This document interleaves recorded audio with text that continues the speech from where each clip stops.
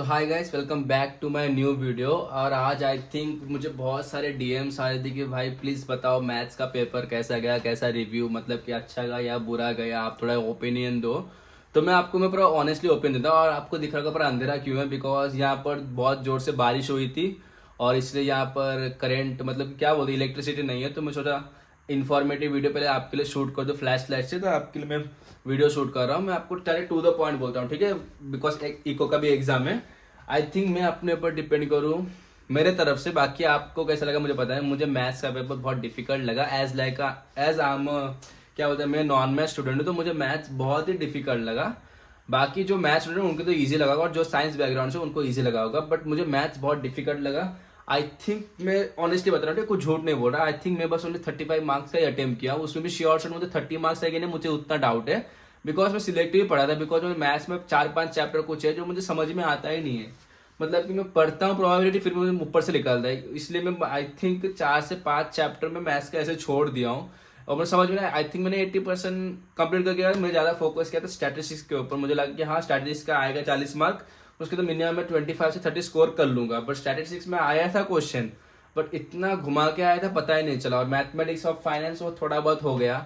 And logical reasoning, भाई logical reasoning पता है कि हाँ लॉजिकल रीजनिंग, बट थोड़ा तो इतना भी, ऊपर से 2 घंटे का एग्जाम है, ऊपर से इतना बड़ा इतना लेंथी क्वेश्चन, वो कहाँ से होगा। तो मैं ऑनेस्टली बता रहा हूँ, बिकॉज मुझे लगता नहीं इस बार मेरा होगा। तो आप बोलोगे भाई तू 16 घंटा पढ़ता है, 15 घंटा पढ़ता है, 12 घंटा पढ़ते है, तो उससे नहीं होगा भाई, तू कुछ और दिखा रहा है। मैं सबसे ऑनेस्टली बताऊं भाई, देखो वो आईसीआई है, वो कैसा भी मैं 16 घंटा पढ़ू या 24 घंटा पढ़ू, आईसीआई का उसका क्वेश्चन फॉर्मेट तो मुझसे आई थिंक कुछ बच्चे पढ़ रहे हो 18 घंटा 19 घंटा पढ़ रहे होगे।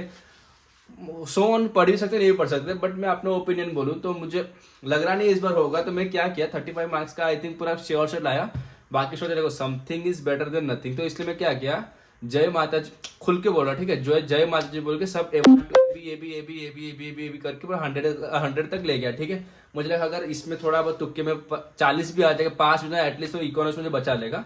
तो उसको मैं करके आया। फिर बाद में आई थिंक चैट जीपीटी, मतलब कि वो जो एआई से मैं एक बार चेकआउट किया कि कैसा क्वेश्चन गया था। आई थिंक मेरा 48 या 50 सही थे, 50 सही है।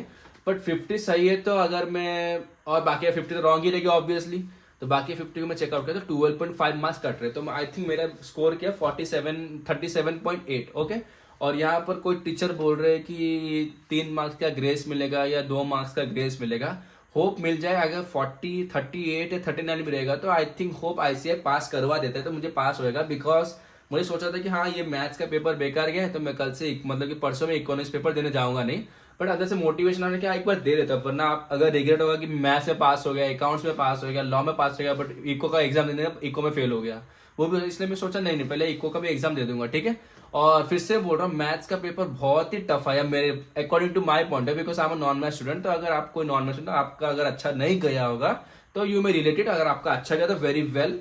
और आप मुझे थोड़ा गाइड कर देना है कैसा आपका मैथ्स का गया, क्योंकि मैं भी एग्जाम के बाद प्रिपरेशन करूंगा मैथ्स का, तो मुझे भी थोड़ा गाइड हो जाएगा कि कैसे मैं करूं। बिकॉज रिजल्ट तक वेट करूंगा तो कुछ फायदा नहीं है, बिकॉज 2 महीने का फिर से 1-1.5 महीने का फिर से एग्जाम है, तो 2 महीना क्यों बेकार करूं। इसलिए आप अगर आपका अच्छा गया है तो यू में डीएम कर देना मुझे, यानी कमेंट सेक्शन में बता देना कि कैसे मैं मैथ्स को फॉलो करूं।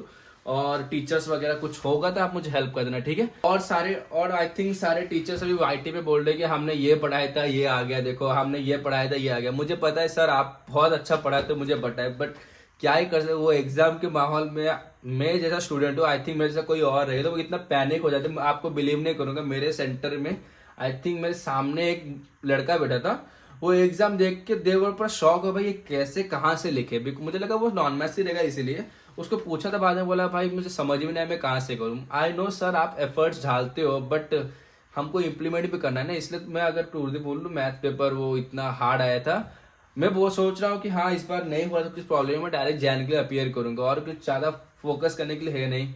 और बोलो मत ये मैथ्स का इतना, मुझे इतना मोटिवेशन डाउन हो गया। एक में फर्स्ट पेपर अकाउंट्स का था, अकाउंट से पहले बार ले लिया हमारा, उसमें आई थिंक 40 से 45 मार्क्स आ जाएंगे। बाकी लॉ इजी था, तो आईसीआई को मैं धन्यवाद ही बोला था कि लॉ इजी था।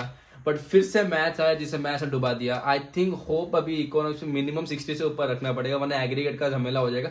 इफ मैं तीनों सब्जेक्ट में पास हुआ तो, वरना पास नहीं हुआ तो डिग्रेड तो नहीं होगा ना एग्जाम के बाद कि हाँ मैंने अपना 100% दिया नहीं था। मैंने अपना 100% 200% दे दिया था, और आपने मुझे 100% दे दिया हो, तो एक लास्ट का एग्जाम है, दे दूंगा। और आपको मैं अगर कुछ रेकमेंड करूँ तो आप प्लीज लास्ट का एग्जाम अच्छे से देना, जैसे आपने पहले के एग्जाम दिए थे, आपका अच्छा जाए बुरा जाए कोई फर्क नहीं पड़ता, आप लास्ट का एग्जाम दे दो, देखते हैं ना आपका कैसा स्कोर आ रहा है, कैसे आप पैनिक कर रहे हो, कुछ नहीं।